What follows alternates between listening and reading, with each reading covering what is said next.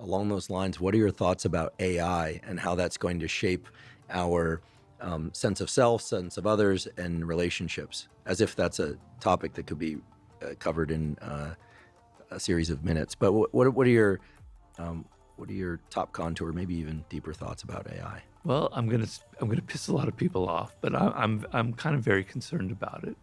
I mentioned before about anxiety, the role that anxiety plays in thinking. You come upon an idea and you go, yeah, that's so good. And then you go to the next level and it becomes better. And you go, oh, maybe that's not so good. Then you go to the next level. You go to level 3 and it gets better and better. You have anxiety. Another aspect of intelligence is self-awareness, right? The ability to look at yourself, go, I have biases. I have confirmation bias. I have conviction bias. I have recency bias. I have to counteract these things. I also have a dark side. I have aggression. I have to be aware of how they color my thinking, my emotions. The third quality that goes into intelligence, I'm talking about now intelligence, not artificial. Intelligence is the ability to deal anxiety and go to a third level. Intelligence is the ability to look at the side of yourself and see your own biases. And the third thing is the ability to see a holistic picture, the kind of aha moment that scientists have, where you accumulate all kind of data points, and then out of nowhere, an image comes to your mind of, yeah, there's the answer. You see the whole thing, you see the whole gestalt, right? Simone Weil compared it to a square cube. You can only see a cube from one side, or you can never see a square cube. You can only see a side of it. If it's rotating, you're still only seeing sides of it. Only in your mind can you picture the whole thing. So the mind has to go through a process to have holistic thinking. If they can invent a machine that can deal with anxiety and has anxiety and can go to level 3, if they can make a machine that can be self-aware, that can go, the people who program me have biases, therefore I have biases. I also have a dark side because people have programmed me who have a dark side. If this machine can also think holistically beyond all of the data points and all the massive information it's combining, it can have that aha moment. All right, I can see a human consciousness, I can see creativity there. The other thing I would say is, when I was a student at Berkeley, going way back, I was 19 years old, I decided one summer, it was a big paradigm shift for me, I'm gonna take this class in ancient Greek. In 6 weeks, they teach you a year of ancient Greek. That means every day you have an exam, every Friday you have a final exam, 8 hours every day of a dead language. I thought this would be the best discipline for me after someone who'd been doing too many drugs, to be honest with you. Okay? And so finally, at one point, they give us this paragraph of the hardest ancient Greek writer of all to read. This was near the end, Thucydides, or Thucydides, as they say. I stared, so I had like the whole night to try and translate one paragraph. I couldn't figure it out. You have to understand the weirdness of ancient Greek, all the endings, the weird ways of thinking. The whole picture, that aha moment was eluding me. At one point, I thought I got it, and I translated it, and I gave it to the teacher next day. I remember he was this kind of hippie that you'd have at Berkeley, Dennis, classics professor, but also a hippie. The fact that you knew his first name is very telling. I can only remember his first name, Dennis. He said, Robert, I can see your thinking, but you need to go to another level. You didn't have that aha moment. You didn't put the whole thing together. You were close, but you didn't. You have to try harder.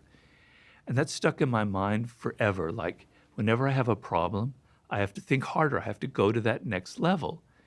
Now, what would happen if I had pulled out my translation of Thucydides and just copied that out, right? Or what if happened if I put it through ChatGPT and it gave me the translation? That muscle in my brain that I have developed for 40 years that allows me to write books would never have developed. And that muscle is, I don't know the answer here. I have to go to another level. I have to try harder. I have to think. I have to have that engine whirring around, right? But if I just grab for ChatGPT, it's deadened. And then we're going to have a whole generation of people who stop thinking, who don't go through that process. You know, you've heard of Douglas Hofstadter, I think. He said, people train to go to Mount Everest. It takes months, physical exertion, it's painful. Then they climb Mount Everest, they see the top. Whoa, what a great moment.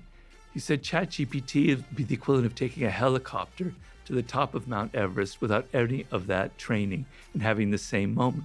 It's not the same, right? You need to go through that process. You need to go through that pain. And if you just, and the thing of is ChatGPT, we think we're so modern and so sophisticated, but really we're just seduced by magic. You put it in there and you see the screw go, whoa.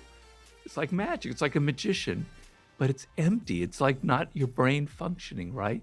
It's the pagan part of us. We like that kind of magic, as opposed to actually having to go through the thought process itself. So I'm not against having tools. I use tools. I use the internet. I use Google. I'm searching for like some factoid for my book. I find it. I use it. I like it. But I've also learned to develop my brain to think, to get that engine constantly moving.